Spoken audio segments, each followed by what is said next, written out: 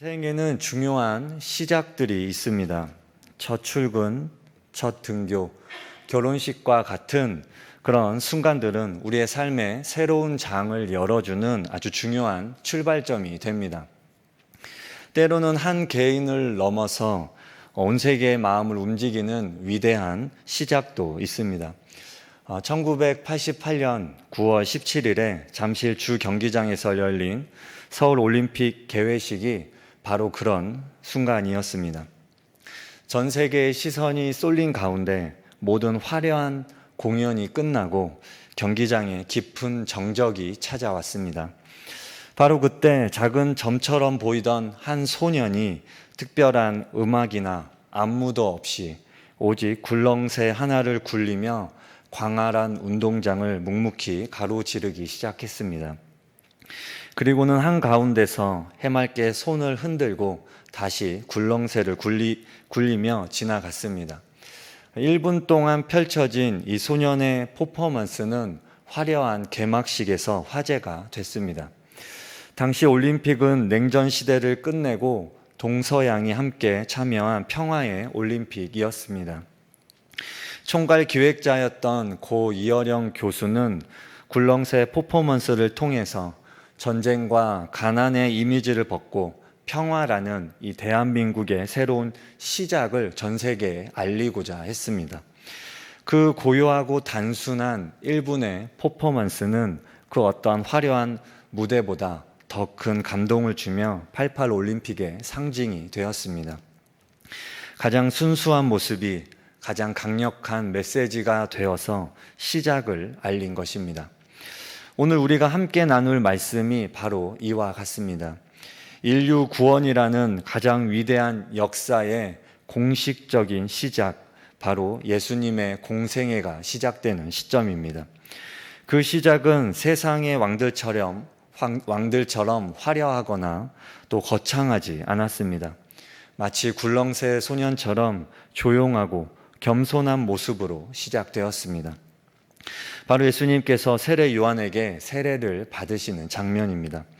이 짧은 본문 속에서 우리는 예수님께서 걸어가신 길이 어떤 길이며 하나님께서 진정으로 기뻐하시는 삶이 무엇인지 발견할 수 있습니다.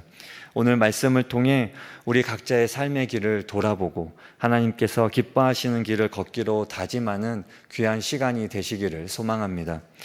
오늘 본문 13절 말씀은 이렇게 시작합니다. 우리 13절 말씀 같이 읽어보겠습니다.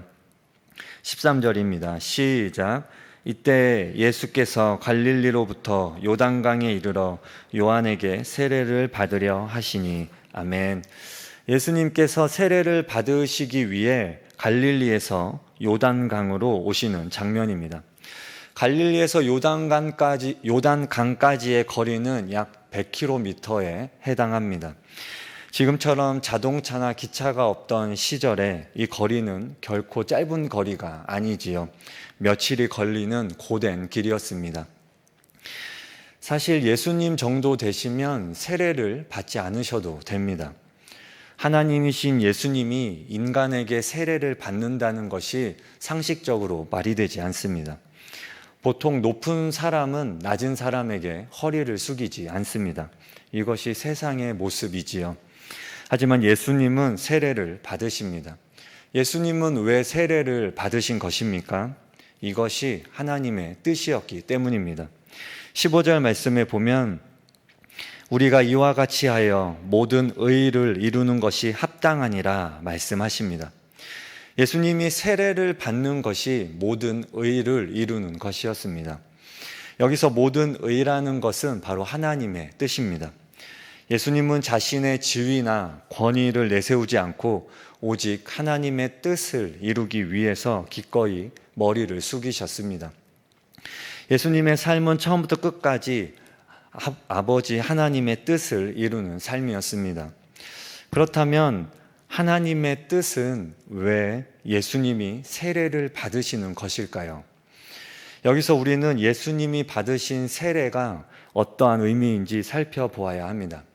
예수님은 겸손하신 분이십니다. 예수님께서 인간이 되신 것 그 자체, 성육신 하신 것 자체가 이미 엄청난 겸손입니다. 그런데 세례는 매우 구체적인 겸손의 행동이었습니다.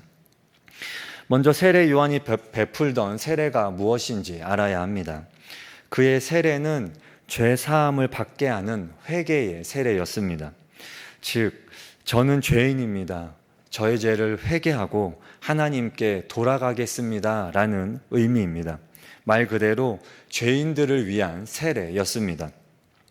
그래서 예수님이 세례를 받는다고 할 때 세례 요한도 깜짝 놀랍니다. 그리고 이렇게 이야기하지요. 내가 당신에게서 세례를 받아야 할 터인데 당신이 내게로 오시나이까 라고 고백합니다. 그러면 죄 없으신 예수님이 왜 죄인들을 위한 세례를 받으셨을까요? 여기에 예수님의 세례가 가진 특별한 의미가 있습니다. 예수님이 세례를 받으신 그 의미가 여러 가지 있는데 그 중에서 제가 볼 때 가장 와닿는 것 두 가지를 선택했습니다. 첫째로 예수님이 세례를 받으신 것은 죄인들과 완전한 동일시를 하신 것입니다. 예수님은 죄가 없으셨지만 죄인들이 받아야 할 세례를 받으심으로써 스스로를 죄인들과 같은 위치에 두셨습니다.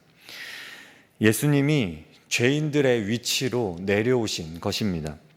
그래서 우리의 연약함과 아픔을 모두 끌어안는 우리의 대표가 되어주셨습니다. 스스로를 죄를 회개해야만 하는 우리와 한편, 우리와 같은 처지로 묶으신 것입니다. 예수님이 죄인들의 위치로 내려오신 지극히 겸손한 모습입니다. 그래서 죄인들과의 완전한 동일시를 하신 것입니다.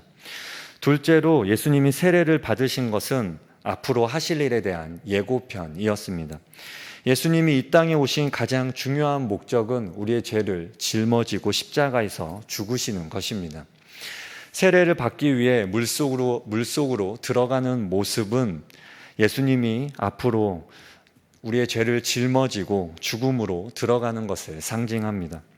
물속에서 다시 나오는 모습은 예수님이 죽음을 이기시고 부활하실 것을 미리 보여주는 것입니다. 그래서 세례는 앞으로 펼쳐질 예수님의 죽음과 부활이라는 그 구원 사역의 예고편과 같은 역할을 하는 것입니다. 따라서 예수님의 세례는 죄가 있어서 받은 것이 아니라 죄인들을 너무 사랑하셔서 그들과 같아지시고 그들을 구원하시기 위한 사랑의 위대한 표현이었습니다. 하나님께서 기뻐하시는 길의 첫 번째 발걸음은 바로 순종과 겸손입니다. 나의 생각, 나의 경험, 나의 의의를 내려놓고 하나님의 뜻을 따르는 것입니다. 예수님이 그렇게 하나님의 뜻을 따라 겸손히 세례를 받으셨습니다. 우리는 어떻습니까? 우리는 하나님의 뜻을 알아도 순종하지 못할 때가 너무나 많습니다. 서로 용서하라는 것이 하나님의 뜻인 줄 알면서도 내 상한 감정에 못 이겨서 분노를 터뜨리고 상대방에게 상처를 주기도 합니다. 화해하고 용납하라는 것이 하나님의 뜻인 줄 알면서도 내 자존심 때문에 내 뜻을 세울 때가 참으로 많습니다. 우리는 구약의 한 인물을 통해 겸손의 모습을 찾아볼 수 있습니다. 사사 기드온은 300명의 용사로 미디안 13만 5천 명의 대군을 물리친 엄청난 승리를 거두었습니다. 그런데 승리하자마자 에브라임 지파 사람들이 몰려와서 거세게 항의합니다. 사사기 8장 1절에 보면 내가 미디안과 싸우러 갈 때에 우리를 부르지 아니하였으니 우리를 이같이 대접함은 어찌 됨이냐, 이렇게 시비를 걸었습니다. 자존심 강한 에브라임 지파가 자신들을 큰 전쟁에 부르지 않은 것에 분노하면서 지금 기드온에게 시비를 걸고 있습니다. 이때 기드온이 어떻게 반응합니까? 화를 내면서 목숨 걸고 싸운 건 우리인데 니들이 뭘 했냐 하며 맞서지 않았습니다. 대신 그는 자신을 낮추며 이렇게 말했습니다. 나의 이제 행한 일이 너희가 한 것에 비교되겠느냐? 에브라임의 끝물 포도가 아비에셀의 만물 포도보다 낫지 아니하냐, 이렇게 말합니다. 이 말은 우리가 한 것보다 당신들이 한 일이 훨씬 더 위대하다라는 표현입니다. 기드온의 이 지혜로운 겸손한 말 한마디에 에브라임 사람들의 분노가 사라졌습니다. 그러나 약 100년 뒤 사사 입다 시대에 똑같은 상황이 벌어졌는데 입다는 정반대의 행동을 합니다. 입다가 암몬과의 전투에서 승리하고 돌아왔을 때 에브라임 사람들은 우리를 왜 부르지 않았냐라고 하며 시비를 걸었습니다. 지금 기드온에게 한 것과 똑같습니다. 입다는 내가 너희를 불렀는데 너희가 오지 않았으면서 왜 시비를 거느냐 하면서 분노하였습니다. 그리고 그 결과 입다와 에브라임이 전쟁을 하게 되었고 4만 2천 명이 죽게 되었습니다. 한 사람의 겸손은 공동체를 살렸고 한 사람의 교만은 공동체를 파괴하였습니다. 내 생각, 내 감정, 내 자존심이 하나님의 뜻보다 앞설 때 우리는 영적인 길을 잃게 됩니다. 하나님의 뜻에 순종하는 것은 참으로 겸손한 자만이 할 수 있는 일입니다. 예수님처럼, 기드온처럼 내 생각과 판단을 내려놓고 하나님의 뜻이기에 순종하는 것, 그것이 바로 참된 믿음의 모습입니다. 상대방에게 날카롭게 그렇게 쏘아붙이고 싶을 때, 따끔하게 욕 한마디 하고 싶을 때 바로 그 순간에 한번 참고 오 형제여 이렇게 부드럽게 대답하는 것입니다. 이것은 위선이 아닙니다. 화평과 온유로 가기 위한 거룩한 몸부림입니다. 우리가 힘이 있음에도 불구하고 의지적으로 하나님의 뜻을 선택하는 거룩한 결단입니다. 그렇다면 예수님께서 이렇게 자신을 낮추어 하나님의 뜻에 온전히 순종하셨을 때 어떤 일이 일어났습니까? 바로 하늘이 열렸습니다. 그리고 하나님의 성령이 비둘기같이 예수님 위에 임하였습니다. 하늘로부터 이는 내 사랑하는 아들이요 내 기뻐하는 자라 하나님의 음성이 들려왔습니다. 성령님이 임재하신 것입니다. 성도 여러분, 우리가 아무렇게나 살아도 성령의 임재를 경험할 수 있습니까? 아무나 성령의 임재를 경험하는 것이 아닙니다. 내 뜻과 내 자존심이 살살 살아 펄펄 뛰는 곳에서는 성령께서 머무실 자리가 없습니다. 하나님의 뜻을 따르는 겸손한 자에게 성령님이 오십니다. 내 자존심을 꼭 꺾고 내 본능적인 혈기를 꺾고 하나님의 말씀에 순종하기로 결단할 때 바로 그 순간 성령님께서 우리의 삶 가운데 임재하시는 것입니다. 성도 여러분, 자존심 꺾는 것 참 어려운 일입니다. 쏘아붙이고 싶은 말을 그 순간 참는 것 정말 힘든 일입니다.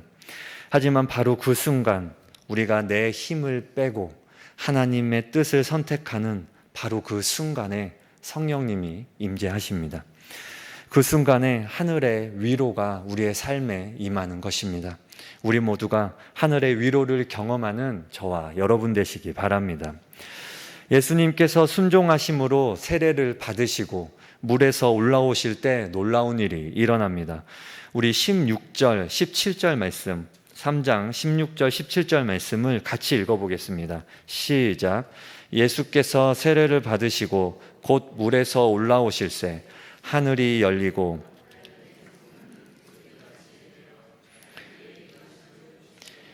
하늘로부터 소리가 있어 말씀하시되 이는 내 사랑하는 아들이요 내 기뻐하는 자라 하시니라. 아멘. 이 장면에는 삼위일체 하나님이 나타납니다. 성자 예수님께서는 순종의 세례를 받으셨습니다. 성령 하나님께서는 비둘기 같은 형태로 그 위에 임하셨습니다. 성부 하나님께서는 하늘로부터 음성으로 선포하셨습니다. 이것은 단순한 기적이 아니라 예수님이 누구시며 그분이 가시는 길이 얼마나 영광스러운 길인지를 온 세상에 선포하는 하나님의 공식적인 인증이었습니다. 성도 여러분, 이 하나님의 선포, 특히 이는 내 사랑하는 아들이라 이 음성은 예수님의 정체성을 확증한 것입니다. 그리고 예수님의 모든 공생애는 바로 이 정체성을 지키기 위한 영적 전쟁이었습니다. 세례 직후 사탄은 광야에서 내가 만일 하나님의 아들이거든 이라는 말로 하나님의 정체성을 교묘하게 공격합니다. 하나님의 아들이라는 신분으로 너 자신의 배고픔을 해결하고 너의 능력을 과시하는 데 사용하라고 유혹하는 것입니다. 또한 예수님의 사역 내내 종교 지도자들은 네가 사람이 되어 자칭 하나님이라 한다 하며 신성모독으로 비난하고 예수님의 능력을 귀신의 왕 바알세부를 힘입었다라고 매도하며 하나님의 이 거룩한 정체성을 끊임없이 공격했습니다. 이와 같은 정체성의 싸움을 잘 보여주는 유명한 이야기가 있습니다. 바로 마크 트웨인의 소설 왕자와 거지입니다. 왕자와 거지는 16세기 잉글랜드를 배경으로 외모가 똑같지만 삶의 환경은 다른 두 소년의 만남을 그리고 있습니다. 한 명은 헨리 8세의 아들 에드워드 왕자이고 다른 한 명은 빈민가에서 태어난 톰입니다. 이 둘은 우연히 만나 서로의 옷을 바꿔 입는 그런 장난을 합니다. 바꿔 입은 그 순간 에드워드는 거지 차림이라는 이유로 궁 밖으로 쫓겨납니다. 이렇게 서로의 입장이 바뀌면서 겪게 되는 그런 에피소드입니다. 거리로 쫓겨난 에드워드는 자신이 왕자라고 주장하지만 사람들은 그를 미친 아이로 취급합니다. 반면 왕자의 옷을 입은 톰은 순식간에 궁전 안에서 왕자의 대우를 받게 됩니다. 거리로 내몰린 에드워드는 온갖 수모와 학대를 당합니다. 죽을 수도 있는 그런 고비도 여러 번 넘깁니다. 그래도 에드워드는 여전히 자신이 왕자인 것을 주장합니다. 그 정도 어려움을 겪으면 자신이 다시 왕자가 되는 것을 포기할 수도 있습니다. 하지만 에드워드는 멸시와 조롱을 당하고 미치광이라는 소리를 들어도 자신이 왕자인 것을 포기하지 않습니다. 그리고 결국 다시 왕자의 자리로 돌아가게 됩니다. 예수님의 삶이 이와 같습니다. 그분은 평생 정체성에 대한 공격을 받으셨습니다. 에드워드 왕자가 온갖 수모와 학대를 겪으면서도 자신이 왕자라는 정체성을 단 한순간도 잊지 않았던 것처럼 예수님께서도 흔들리지 않으셨습니다. 보통 사람이라면 억울한 매를 맞고 환경이 어려워지면 스스로 정체성이 흔들리기 마련입니다. 하지만 에드워드는 정신 나간 사람 취급을 받아도 자신의 정체성이 명확했습니다. 왜냐하면 그는 실제로 왕자였기 때문입니다.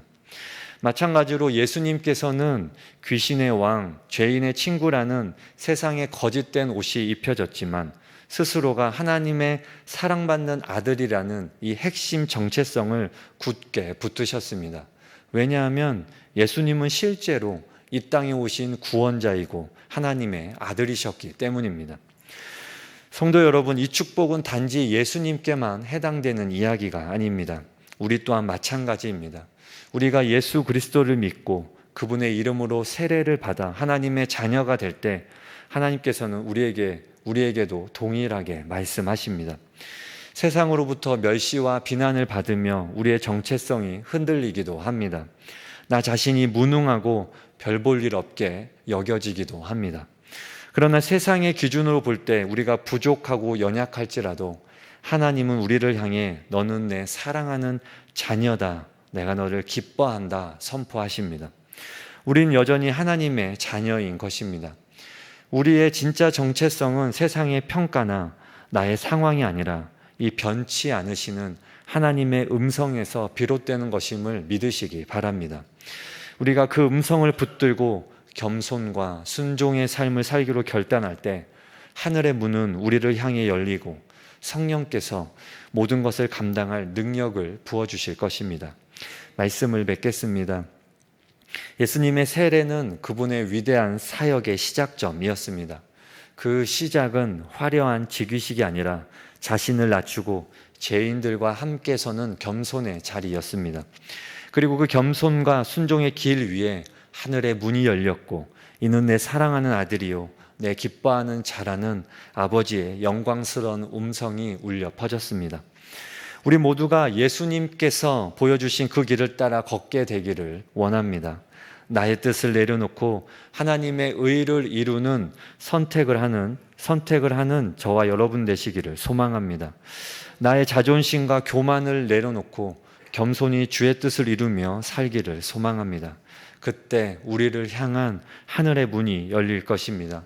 그리고 우리 삶의 모든 순간마다 너는 내 사랑하는 자녀요, 내가 너를 기뻐한다고 말씀하시는 따뜻한 하나님의 음성을 경험하게 될 것입니다. 성령이 비둘기같이 임하는 세상이 줄 수 없는 위로를 우리에게 부어주실 것입니다. 그리하여 저와 여러분의 남은 모든 날이 하나님께서 기뻐하시는 길을 걷는 복된 인생이 되시기를 예수님의 이름으로 축복합니다.